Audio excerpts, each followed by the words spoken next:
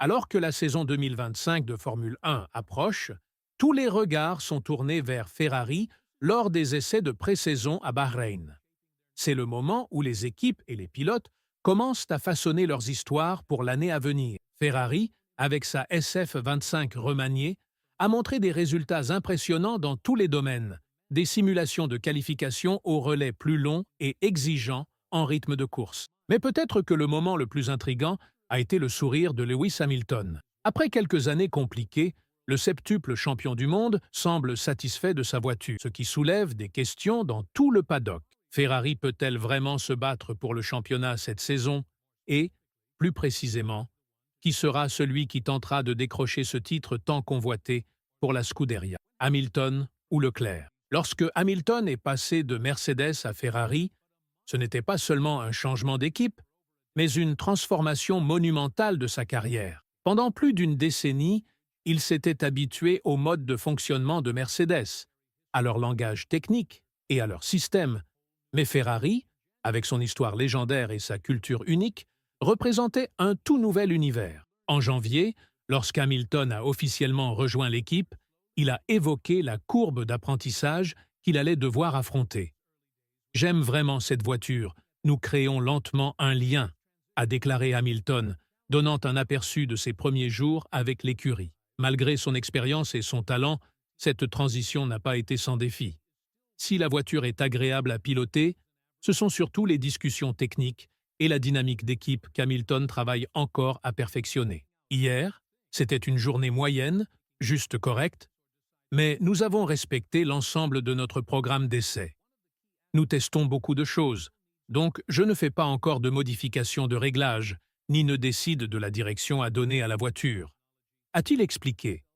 L'un des aspects clés auxquels Hamilton doit encore s'adapter est la manière dont Ferrari communique. Après des années passées à utiliser la terminologie technique de Mercedes, il a dû apprendre de nouveaux termes, comme la façon dont certains composants de la géométrie de la voiture sont appelés de manière totalement différente. L'effet est légèrement différent, et les noms aussi, mais le roulis reste le roulis, et la barre anti-roulis reste une barre anti-roulis. L'enthousiasme d'Hamilton pour ce nouveau défi est évident, malgré les obstacles, et il est déterminé à maîtriser ce nouveau langage. J'ai passé 12 ans ailleurs, à parler des mêmes choses en permanence, donc j'y étais habitué. Je comprends exactement ce qu'ils veulent dire. Mais à chaque fois que Ferrari mentionne quelque chose dans un briefing, je me demande de quelle partie de la voiture il s'agit. C'est une partie du processus d'apprentissage. Et c'est ce qui rend l'expérience excitante. Alors, comment tout cela se traduit-il dans la quête d'Hamilton pour un 8e titre mondial? Les premières impressions des essais de pré-saison à Bahreïn suggèrent qu'il s'adapte bien chez Ferrari. Et il est clair que cette transition est autant une question de croissance personnelle que de performance. Il ne fait aucun doute que l'immense expérience d'Hamilton sera précieuse pour Ferrari, alors que l'équipe tente de rivaliser avec McLaren et Red Bull en 2025. Cependant, Hamilton n'est pas le seul à faire parler de lui durant ses essais. Charles Leclerc a également attiré l'attention. À la fin de la session du matin du 3e jour d'essai à Bahreïn, Leclerc a signé le meilleur temps de la séance, battant de justesse le rookie Andrea Kimi Antonelli de seulement 0,077 secondes. C'était une performance significative pour Ferrari, en particulier face à la forte concurrence d'Hamilton et de l'incontournable Max Verstappen. La prestation de Leclerc a rappelé son talent à ceux qui doutaient de ses capacités.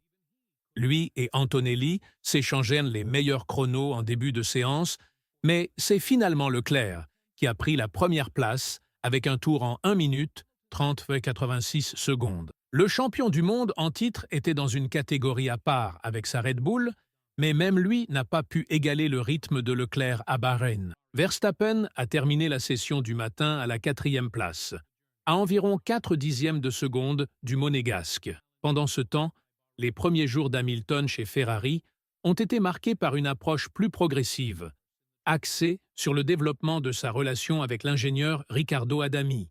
Hamilton a admis que le processus d'adaptation aux réglages de Ferrari prendrait du temps, mais il prend clairement du plaisir à relever ce défi. Les essais de pré-saison de Ferrari, malgré les défis posés par les conditions de piste changeantes à Bahreïn suggèrent que l'équipe est prête à être un sérieux concurrent en 2025. La voiture s'est améliorée dans de nombreux domaines par rapport aux années précédentes et les retours de Leclerc et Hamilton sont largement positifs. L'élément clé à retenir est que Ferrari semble avoir franchi un cap en termes de performance et qu'avec les contributions d'Hamilton, elle devrait être bien armée pour lutter pour le titre. Cependant, comme pour toutes les équipes, il y a toujours des défis à surmonter.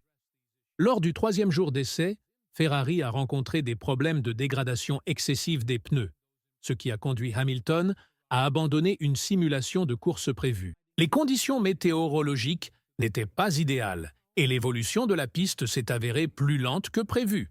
Mais la capacité de l'équipe à s'adapter et à recueillir des informations utiles reste l'un de ses atouts majeurs. Les ingénieurs de Ferrari travaillent dur pour résoudre ces problèmes et les retours d'Hamilton, aux côtés de ceux de Leclerc, seront essentiels pour ces améliorations.